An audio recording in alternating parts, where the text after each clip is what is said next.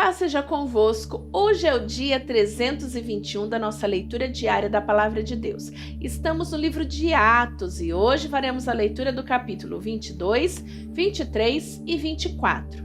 Meus senhores, irmãos e pais, escutem o que eu vou dizer a vocês em minha defesa. Quando ouviram falar em hebraico, eles ficaram mais quietos ainda. Então Paulo disse: Eu sou judeu, nascido em Tarso, na região da Cilícia, mas fui criado aqui em Jerusalém como aluno de Gamaliel. Fui educado muito rigorosamente dentro da lei dos nossos antepassados. Eu era muito dedicado a Deus, como todos vocês aqui também são. Persegui os que seguiam este caminho e fiz com que alguns fossem condenados à morte. Prendi homens e mulheres e os joguei na cadeia. O grande sacerdote e todo o conselho superior podem provar que eu estou dizendo a verdade, pois eu recebi cartas deles, escritas para os irmãos judeus que moram em Damasco. Eu fui até lá para prender os seguidores deste caminho e trazê-los presos concorrentes a Jerusalém, a fim de serem castigados. E Paulo continuou: Eu estava viajando, já perto de Damasco, e era mais ou menos meio-dia. De repente, uma forte luz que vinha do céu brilhou em volta de mim. Eu caí no chão e ouvi uma voz que me dizia: Saulo, Saulo, por que você me persegue? Então eu perguntei: Quem é o Senhor? Eu sou Jesus de Nazaré, aquele que você persegue, respondeu ele. Os homens que viajavam comigo viram a luz, porém não ouviram a voz de quem falava comigo. Eu perguntei: Senhor, o que eu devo fazer? E o Senhor respondeu: Levante-se e entre na cidade de Damasco. Ali alguém vai lhe dizer tudo o que Deus quer que você faça. Aquela luz brilhante tinha me deixado cego, por isso os meus companheiros me pegaram pela mão e me levaram até Damasco. Havia ali um homem chamado Ananias. Ele era religioso, obedecia a nossa lei e todos os judeus que moravam em Damasco respeitavam. Esse homem veio me procurar, chegou perto de mim e disse: Irmão Saulo, veja de novo. No mesmo instante comecei a ver de novo e olhei para ele. Então ele disse: Saulo, o Deus dos nossos antepassados escolheu você para conhecer a vontade dele, para ver o seu bom servo e para ouvir o servo falar com você pessoalmente. Pois você será testemunha dele para dizer a todos aquilo que você tem visto e ouvido. Agora não espere mais. Levante-se, peça ajuda do Senhor e seja batizado. Os seus pecados serão perdoados. E Paulo terminou dizendo: Então eu voltei para Jerusalém. Quando estava orando no templo, tive uma visão. Vi o Senhor e ele me disse: Saia depressa de Jerusalém, porque as pessoas daqui não aceitarão o que você vai dizer ao meu respeito. Eu respondi: Senhor, ele sabe muito bem que eu ia às sinagogas e prendia os que criam em ti e batia neles. Quando estavam matando Estevão, que falava a respeito de ti, ó Senhor, eu estava ali, concordando com aquele crime, e até tomei conta das capas dos assassinos dele. Aí o Senhor disse: Vá, pois eu vou enviá-lo para bem longe, vou enviá-los aos não-judeus. A multidão ficou ouvindo Paulo, até que ele disse isso. Mas aí eles começaram a gritar com toda a força: Matem esse homem, ele não merece viver. Eles gritavam, sacudiam as capas no ar e jogavam poeira para cima. Então o comandante mandou que os seus soldados levassem Paulo para dentro da fortaleza. Mandou também que o chicoteassem para que ele contasse por que a multidão estava gritando contra ele. Porém, quando estavam amarrando para chicoteá-lo, Paulo perguntou ao oficial romano que estava perto dele: Será que vocês têm o direito de chicotear um cidadão romano, especialmente um que não foi condenado por nenhum crime? Quando o oficial ouviu isso, foi falar com o comandante e disse: O que é que o senhor vai fazer? Aquele homem é cidadão romano. Então o comandante foi falar com Paulo e perguntou: Me diga uma coisa, você é cidadão romano? Sou, respondeu Paulo. Aí o comandante disse: Eu também sou, e isso me custou muito dinheiro. Paulo respondeu: Pois eu sou cidadão romano de nascimento. Imediatamente os homens que iam chicoteá-lo recuaram, e o próprio comandante ficou com medo ao saber que Paulo era cidadão romano e ele tinha mandado amarrá-lo. O comandante queria saber com certeza porque os judeus estavam acusando Paulo. Então, no dia seguinte, mandou que tirassem as correntes que o prendiam e ordenou que os chefes dos sacerdotes e todo o conselho superior se reunissem. Depois mandou que trouxessem Paulo e o colocassem em frente deles. Então Paulo olhou firmemente para os membros do conselho e disse: Meus irmãos, tenho vivido até hoje com a consciência limpa diante de Deus. Mas Ananias, o grande sacerdote, mandou que os homens que estavam perto de Paulo dessem um tapa na boca dele. Aí Paulo disse a Ananias: Hipócrita, Deus o castigará por isso. Você está sentado aí para me julgar de acordo com a lei, não é? Então como é que mandou bater em mim? Isso é contra a lei. Os homens que estavam perto de Paulo perguntaram: Você está insultando o grande sacerdote, o servo de Deus? Paulo respondeu: Meus irmãos, eu não sabia que ele é o grande sacerdote, pois as escrituras sagradas dizem: Não fale mal de nenhuma das autoridades do seu povo. Quando Paulo percebeu que alguns dos conselhos eram do partido dos saduceus e outros do partido dos fariseus, disse bem alto: Meus irmãos, eu sou fariseu, filho de fariseu. Estou aqui sendo julgado porque creio que os mortos vão ressuscitar. Assim que ele disse isso, os fariseus e os saduceus começaram a discutir e o conselho se dividiu. É que os saduceus não creem que os mortos vão ressuscitar, nem que existem anjos ou espíritos, mas os fariseus creem nessas coisas. E assim a gritaria aumentou ainda mais. Então alguns mestres da lei que pertenciam ao partido dos fariseus se levantaram e protestaram.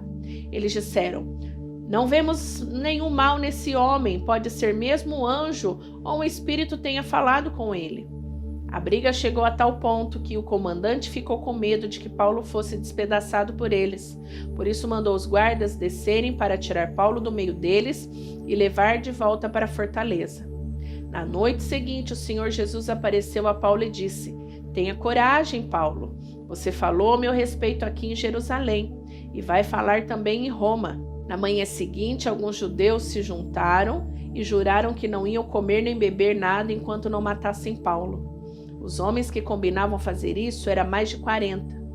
Eles foram falar com o chefe dos sacerdotes e com os líderes do povo e disseram: Nós fizemos o seguinte juramento: que Deus nos amaldiçoe se comermos ou bebermos qualquer coisa enquanto não matarmos Paulo.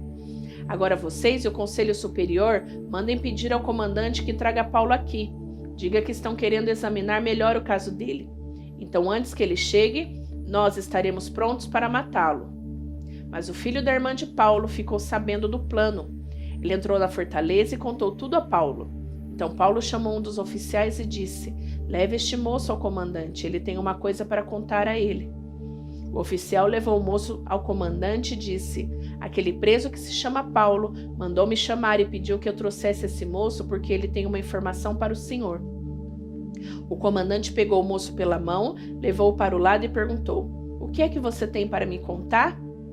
Ele respondeu: Alguns judeus combinaram de pedir ao senhor que leve Paulo amanhã ao Conselho Superior, com a desculpa de quererem examinar melhor o caso dele.